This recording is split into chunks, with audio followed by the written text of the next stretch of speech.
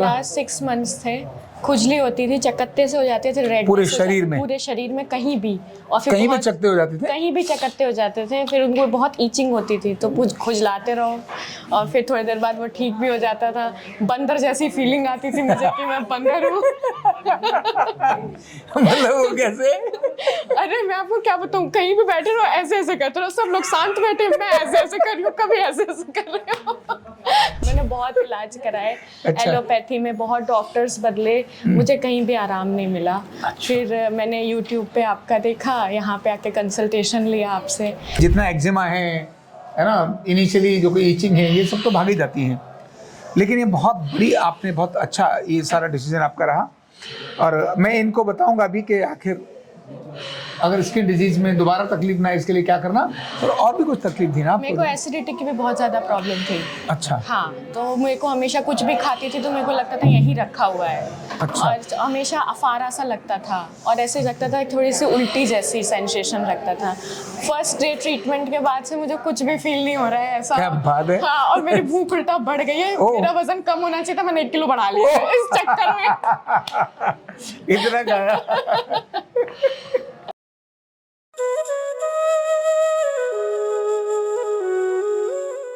Card number 23191, नाम है आपका गीतांजलि मिश्रा जी।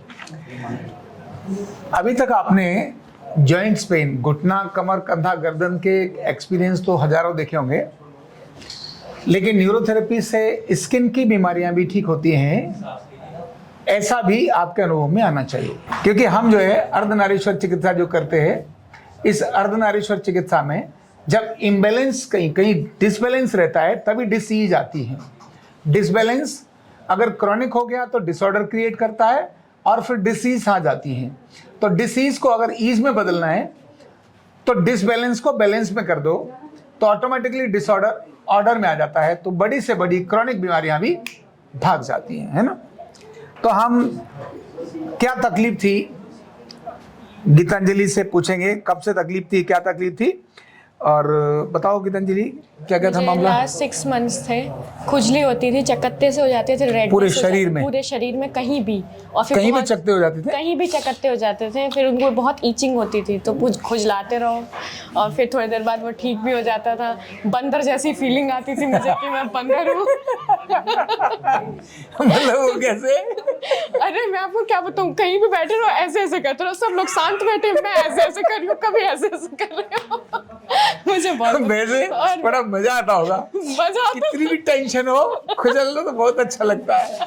और एक बार शुरू करो ना, वो नहीं रुकती थी, वो रुकती नहीं थी। वो जब तक 20-25 मिनट बाद ठीक नहीं होती थी अपने आप, वो रुकती नहीं थी। अच्छा। और बीटेक्स मलहम वाला जो एड है, वो लगता था मेरे लिए बना है, किसी के लिए नहीं है।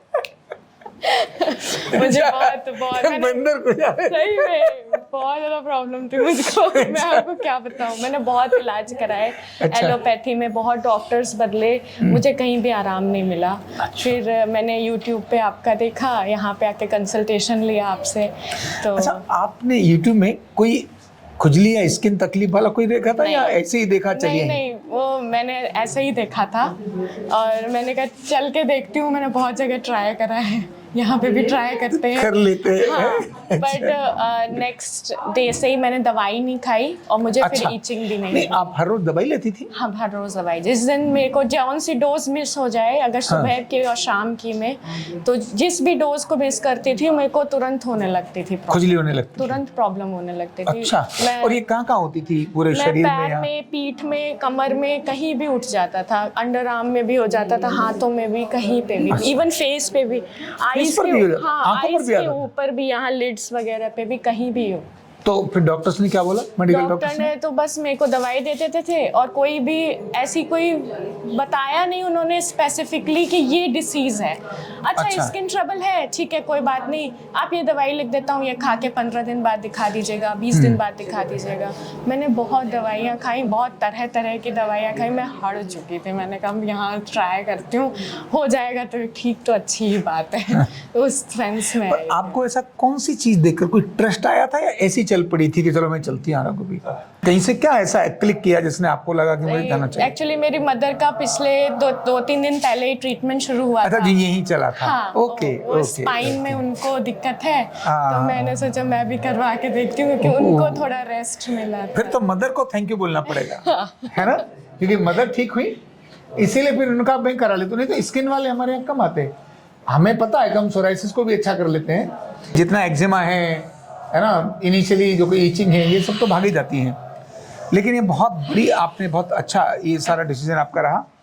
और मैं इनको बताऊंगा अभी कि आखिर अगर स्किन डिजीज में दोबारा तकलीफ ना, इसके लिए क्या करना।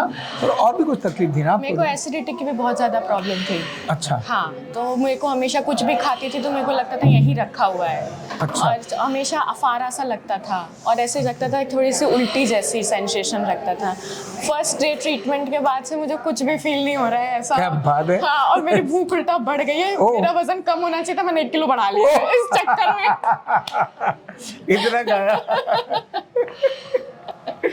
ठीक बात है। तो चलो अच्छा है गीतांजलि जी, एसिडिटी, गैस, ये सारी भाग गई आपकी। और अभी आपने कुल ट्रीटमेंट कितने लिए? मैंने वैसे तो 10 डेज रिकमेंडेड था, मैंने अभी 5 डेज ही लिया है। 5 डेज आपने ट्रीटमेंट लिया, 5 ही दिन में कर दिया। बड़ा नुकसान कर दिया आपने तो मेरा। अरे कम से कम। नहीं, मैं बचे हुए दिन लूंगी। लोगे भी ठीक है, भी ठीक है। अभी मैं कुछ टेक्निक्स बता रहा हूँ।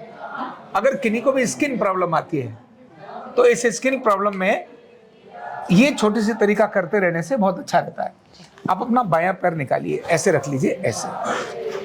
ये बाएं पैर की ये 4th है ना, ये 4th वाली टो, ये वाली, इसको जड़ में यानी यहाँ जड़ में ऐसे करें 20 बार, है ना। 20 बार की जगह आप पहले 10-10 बार करिए। 10 नीचे जड़ में ऐसे, 10 में फिर ऐसे अपोजिट करिए,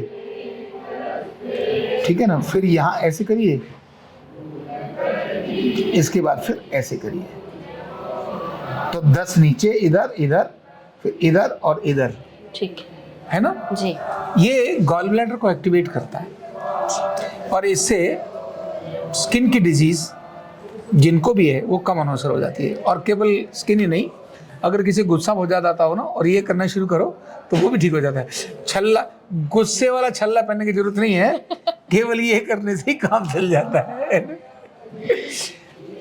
ऐसा क्या था जो हमने इनके बारे में जाना और देखा कि आखिर इनको ये इस बीमारी को भी हम ठीक कर सकते हैं।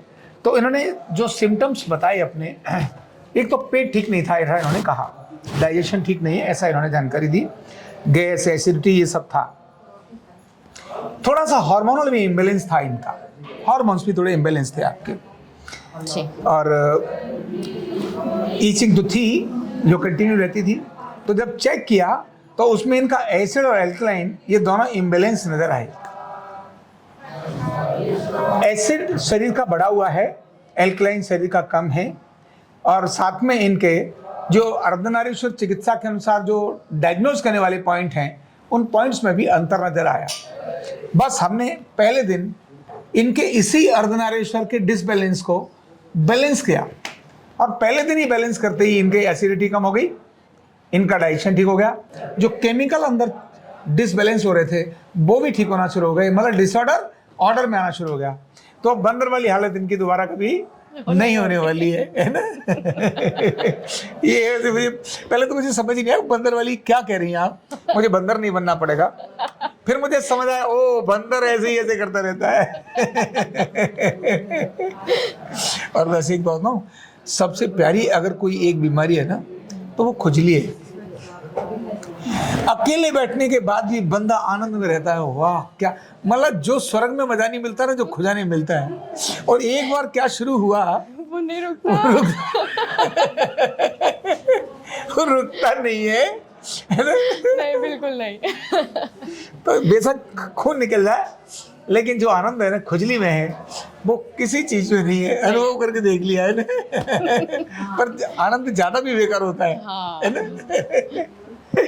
तो ये छोटी सी टेक्निक अगर इन्होंने की तो आप हमेशा के लिए ठीक रहेंगे। और अभी कुछ जाके थोड़ा जो रहे बचे ट्रीटमेंट है वो ले लेना, छोड़ना नहीं, ठीक है। Thank you so much.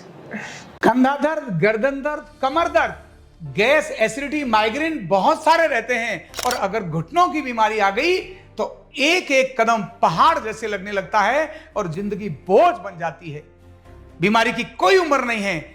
आरोग्य पीठ लाया है बिना दवा, बिना साइड इफेक्ट के इतनी भयंकर बीमारियों को रिवर्स करने का जबरदस्त तरीका, वेलनेस न्यूरोथेरेपी। तो देर किस बात की, अभी फोन उठाओ, कॉल करो और अपने रोगों से, अपनी बीमारियों से परमानेंट छुटकारा पाओ।